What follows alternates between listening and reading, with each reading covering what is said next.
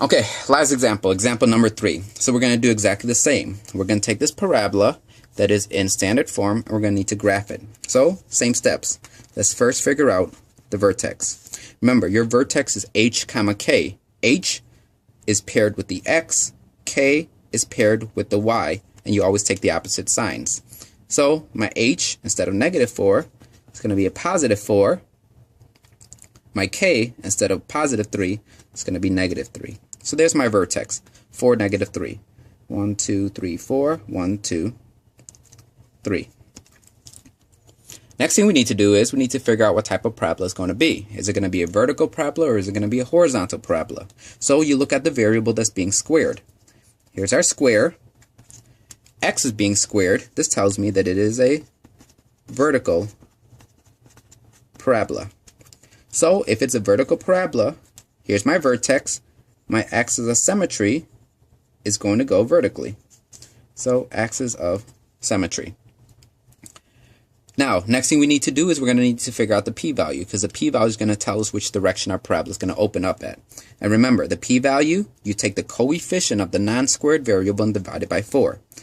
So p-value, here's the coefficient of the non-squared variable. Let's divide it by 4. 8 divided by 4, that gives us a +2. Now, because it's a +2, what that means is my focus, it means that my focus is going to be, because it's a positive, is going to be up 2 units. My directrix is going to be down 2 units. So starting from my vertex, I'm going to go up 2 units from my focus. 1, 2. There's my focus. I'm going to go down 2 units from my directrix. 1, 2. There's my directrix. And remember, your directrix is going to be a line perpendicular to the axis of symmetry. So there's your directrix. Now, we know our parabola is going to open upwards because our parabola has to surround that focus. But we don't know how fat or skinny it is. The way we're going to do that is by counting the distance from the focus to the directrix. So the difference between the focus and the directrix is going to tell us the distance from the focus is to the parabola. So we're going to count 1, 2, 3, 4. There's 4 units between the focus and the directrix, which means that there's going to be 4 units between my focus and my parabola. So from the focus, I'm going to count 1, 2, 3, 4 units out, because that was the distance here. Count 4 units out the other direction. 1, 2, 3, 4. That tells us exactly how fat or how skinny my parabola is. So going from my vertex, I'm going to go to these points. Right here, there is my parabola. Exactly, I figured out my vertex, found my focus, found my directrix, found my axis of symmetry. I know exactly how fat or how skinny my parabola is. In this case, it's going to be 1, 2, 3, 4 units from the focus.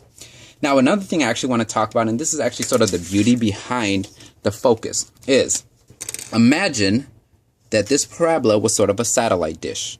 Now, just like any other satellite dish, it's going to take sound in and it's going to send sound out. Now imagine you had sound coming in into the satellite dish at parallel lines. So here's the sound right here. The sound is coming in from some outside noise. Now the beauty behind the focus is that any lines that come, any sound that comes inside of this satellite dish is going to bounce off my satellite dish and always go to the focus. Anything that hits that satellite dish is always going to go back to the focus. So that's sort of the beauty behind the focus. The focus is going to be this point where whatever enters inside of the parabola is going to reflect off of the parabola and hit my focus. So your focus is going to be this point where essentially every single line is going to congregate to it. Alright, so that is how you find the focus, the vertex, the directrix, the axis of symmetry, and that is how you graph.